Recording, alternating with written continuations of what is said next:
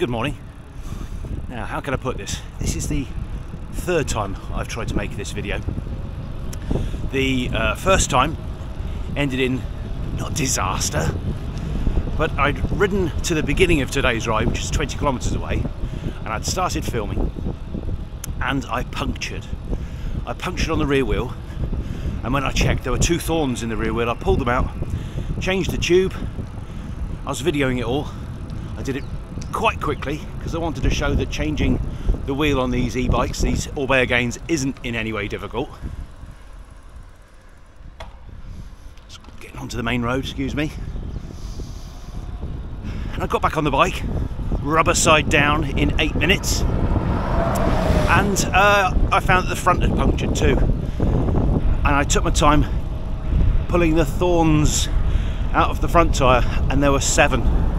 So by the time I'd used my spare in a tube on the rear, I only had 6 patches with me and 7 punctures, totaling 9. I was not a happy boy. So hopefully today we're going to finish off that same ride. And the ride, well, it's not one if you don't like rivers.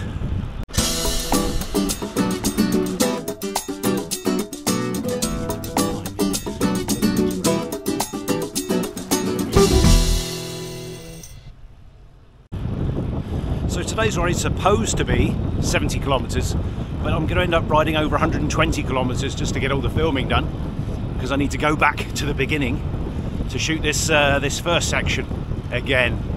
And it was a pity because there's a few things that are a bit unusual about it.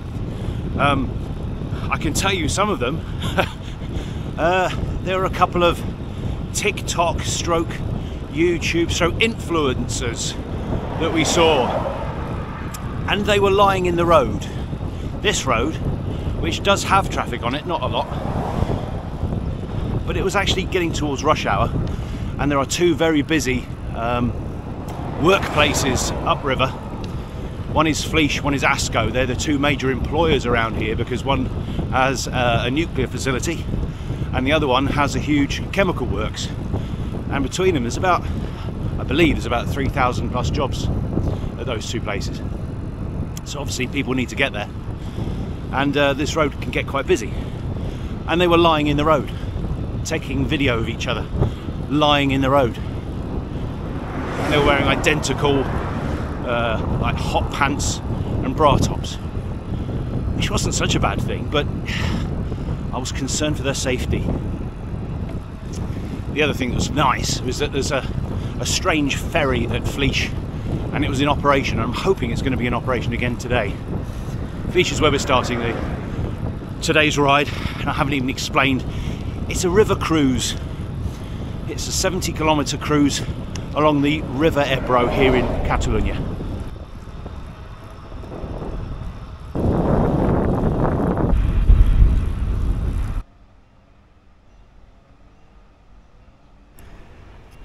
I'm probably in deep shadow, but if you've got a view like that, you've got to use it, haven't you? We're starting the ride proper today here in Fleesh, and the reason why we're starting that is because this is where the embarcadors start.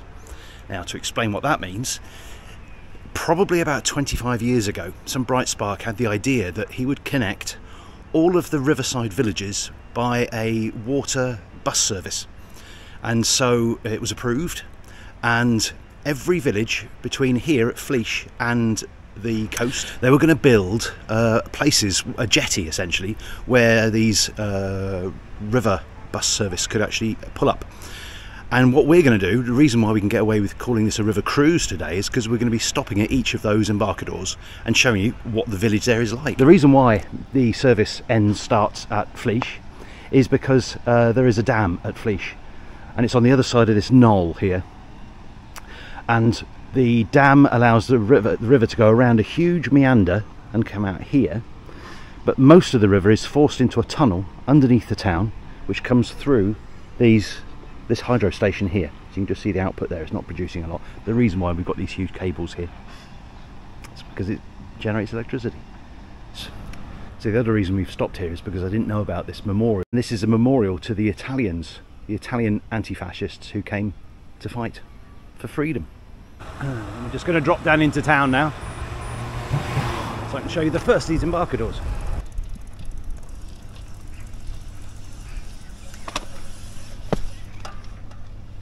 So there's our first.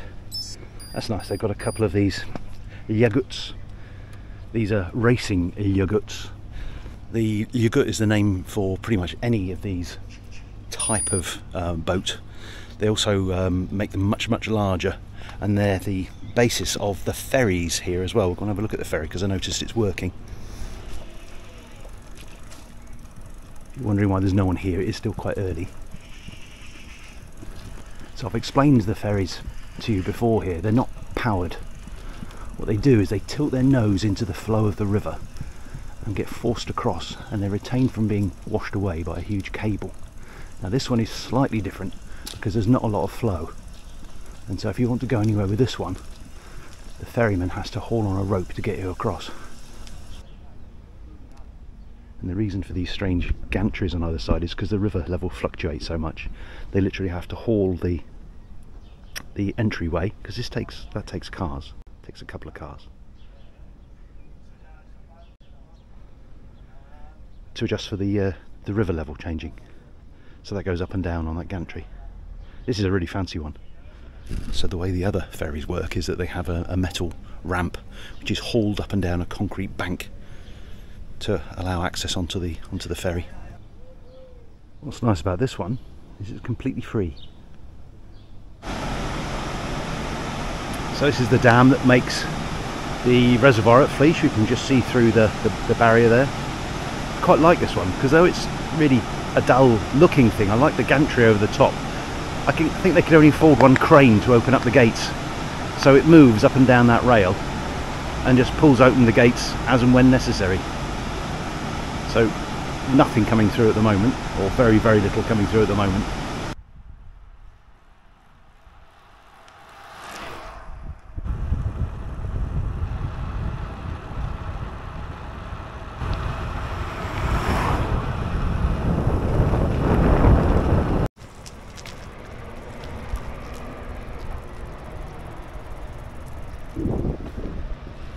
I mean, you wouldn't say it's to the same standard as that place in the Pyrenees, but it's quite good. Definitely graffiti though. Anyway, we're just dropping down now into Ascot, which was once, and actually still is, a pleasant little town. It has a castle up on the hill which they're actually restoring, which is a good idea considering Miravet has one which is incredibly popular. But the trouble with Ascot, if there is some, is that it's home to a nuclear power station, which is behind me. So it's quite a popular town because it actually offers employment in this area, which is rare. But we're not here for this. We're here for the river, which is just on my left.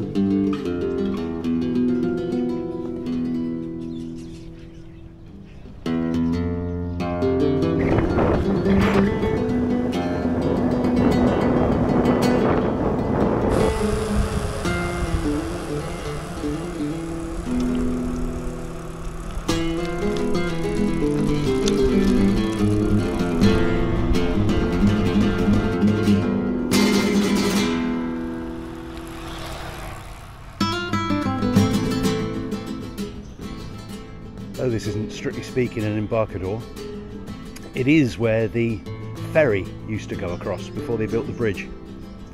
And the ferry was yet another one of these unpowered ferries that just use the flow of the water.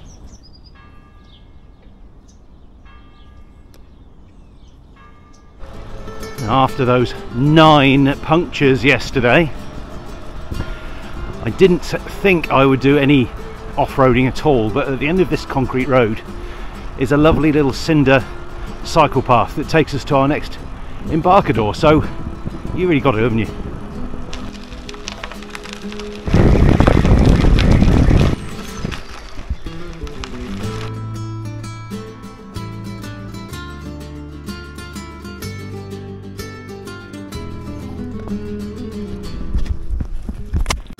Well, I'm missing a chance here to improve my viewing numbers because there's quite an attractive lady skinny dipping in the river behind me. Whether there was a rave or something here last night, I don't know. But in that direction there's about half a dozen people passed out in bivvy bags, which I didn't fully expect to see.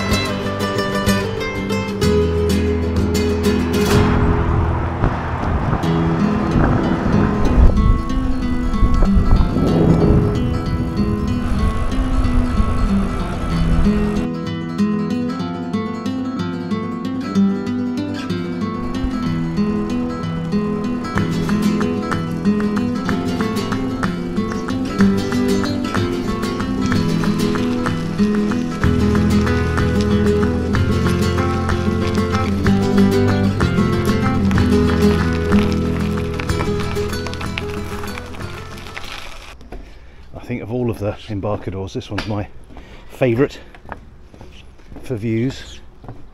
Some beautiful mountains opposite. The Pass Lassa, which the Ebro has cut through the mountains, is just to our right. That way's upstream. And that's the view downstream. And this is another one of these water-powered ferries that just uses the flow of the river to push itself across the river. And the next embarcador is the one of my own town, which is Moranova. These are its back streets. It's recently been repaved, all these back streets, which is quite nice. It used to be quite rough. Oi oi!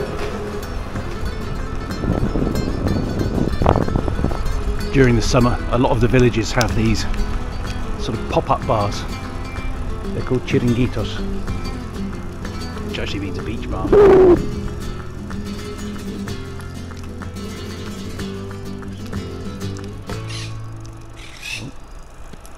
Parakeets. So this is our one. It's got a rather lovely view of Morra d'Ebro on the other side. So Morra Lanova is about a kilometre from here, and the reason why it exists is because of the railway, and the railway's back up the hill a little, whereas Morra d'Ebro, you see, because of the river, so it gets a nice river frontage, and we don't. They've resisted building down to the river. I think it would look rather nice.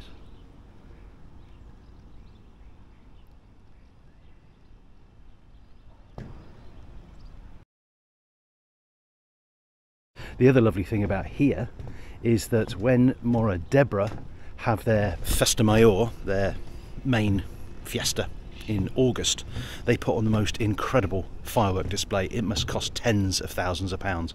And Morra d'Ebro is a town of 4,000 or 5,000 people. It's absolutely incredible the amount of money they lavish on these fireworks, and the fireworks are truly, well, as good as any I've seen. What we have done as well in the past, I've got a little boat, and what we've done when we've had visitors at the same time as the Festa Mayor, you're not allowed to navigate the river at night, so shh.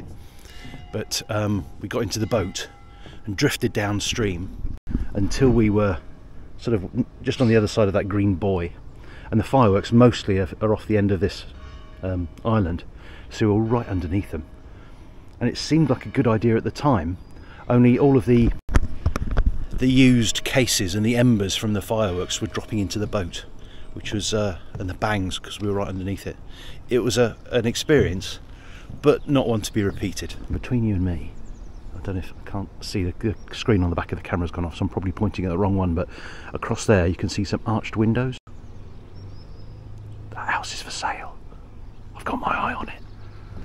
Look at it and its location. But it'd have to be a hotel. I can't afford to build a hotel. I mean, I could probably cobble together a flat, rebuild a flat, that's about it. I don't think I've ever mentioned, have I mentioned? I used to, before the cancer, I used to restore properties. That was my job. I've got to say, I'm having an absolutely lovely time. Just pottering about along the river. Well, I do feel a bit of a fraud in some ways, showing you Morro d'Ebra's embarcador, because there isn't one. There was one, but it got ripped away in a huge flood. So I'll show you where it was, but I can also show you the riverfront here. So it's got a very nice chiringuito and play area and fountains and all sorts of nice things.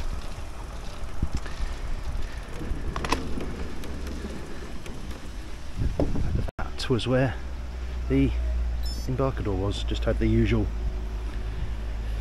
walkways down to it. Hold on, I've been an idiot. Morro's got two embarcadors, let's go and find the other one.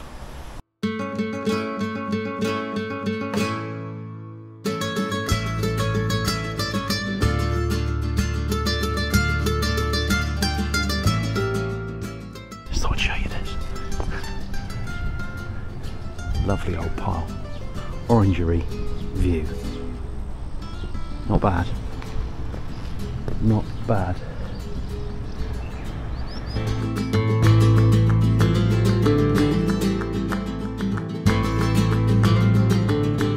Here is the embarcador of Morro d'Ebra, the other one.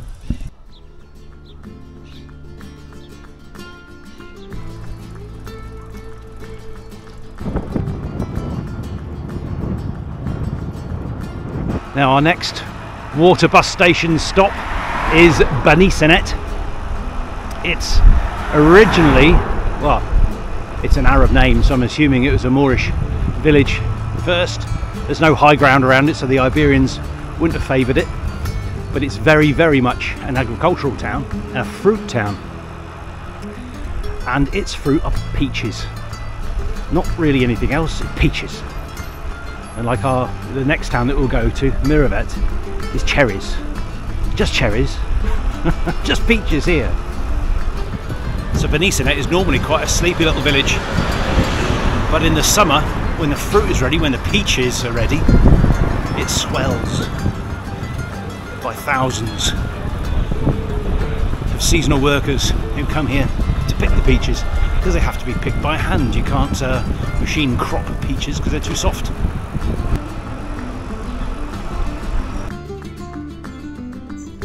Benissanet's embarcador sits behind an island, so this is just a tiny backwater of the Ebro.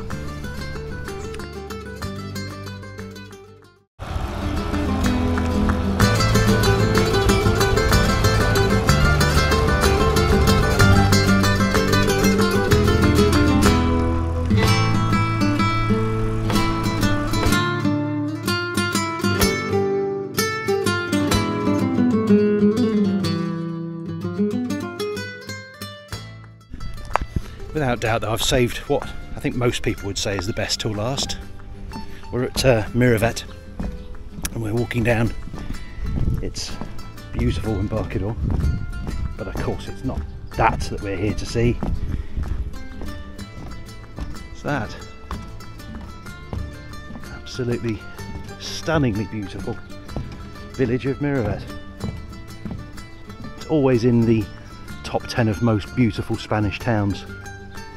Not least because of that Knights Templar castle up at the top. It wasn't always a Knights Templar castle.